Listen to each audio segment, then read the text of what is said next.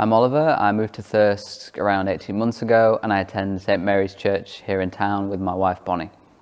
I had a fairly normal upbringing in Leeds. My journey into Christianity had been, up until very recently, a very slow and gradual one.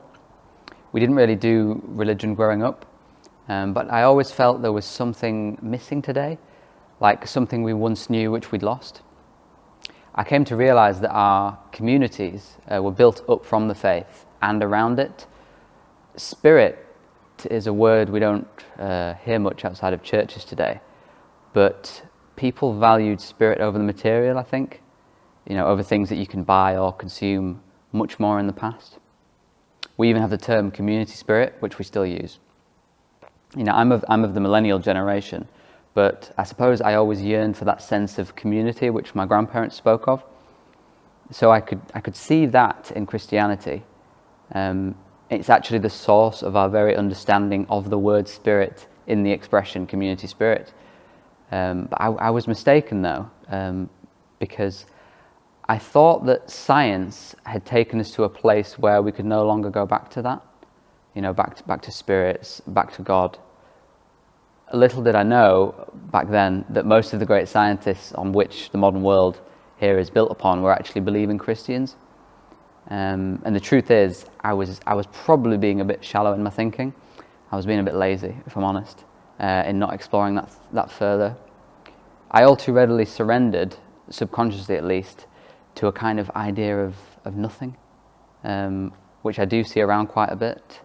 It's a kind of disenchantment, a belief that the world is just the world, a nice sunrise is just a nice sunrise. Love is a great concept, but it's probably just an evolutionary thing which we've developed, so humans can survive, that kind of thing.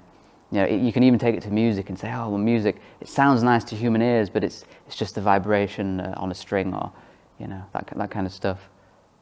I never even knew that Jesus of Nazareth, Jesus Christ, was actually a real man in history who walked the earth, who saw that same sunrise that me and you see, who loved as we love.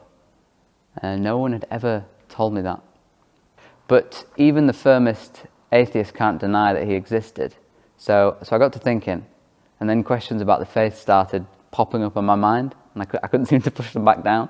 I like those little snowdrops that come just after the frost. All of a sudden they just appear out of nowhere.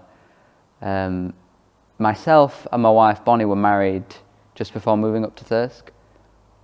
Bonnie wasn't from a practicing Christian family either, but still we decided that we'd like to get married in a church. But really I was still on this journey, and after our wedding it started to rapidly pick up pace.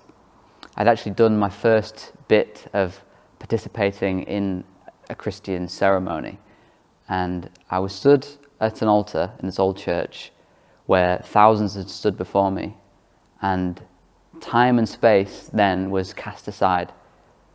Something was happening, and I started to read more, to think more, and reflect on what I was reading, and listen to people talking about faith online. There was no blinding light, as some people might expect. For me, I just felt the sudden detection of a tune. I can't play a musical instrument, but it's as if there's a tune, a harmony which runs through everything in creation, a way to which the world actually tends, a way towards which everything points.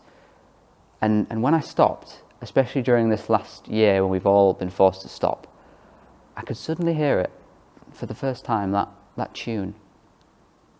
And I could see in the pages of the Bible, which I'd never once read and was a bit embarrassed to read at first, I could see in this stark-looking ancient text every facet of our humanity and our experiences on this earth reflected back at me, like 1,000 tiny mirrors in all the stories. And in the Christian revelation, the story of Jesus, a name we all know, a story we've always known, a man on which all of our notions of goodness and heroism are based, in his story, I could suddenly see how it was true. Kind of truer than true. It's reflected in everything. Like Christ, we must all make sacrifices. This is a strange idea, really. But it's actually in doing that that we can truly be. You know, let that part of you go. You don't need it anyway. It's something like that. At least that's how I read it. Lately, we've been living through really difficult times with the coronavirus, but there is a great cosmic purpose in our being here. I know that now, and it's as plain as day when you try, hard as it might sometimes be, just to try and stop what you're doing and look for it. I'm learning and discovering something new every single week, but I would say to anyone, simply try it. You know, seek and you will find. You know, cast your gaze up to the sky. You know, go now and just look out of the nearest window. If it's cloudy, come back in an hour. You know, just try it. Type a hymn into YouTube and have a sing when no one's around. Just type in something. Guide me, O thou great Redeemer. Any name, any hymn you can remember. You know, have a listen. It's not just music. They're not just words. There's more to it than that. And yeah, I think that if you try that, if you try something, that He that created us might just hear you. And in that, I have the greatest of hopes.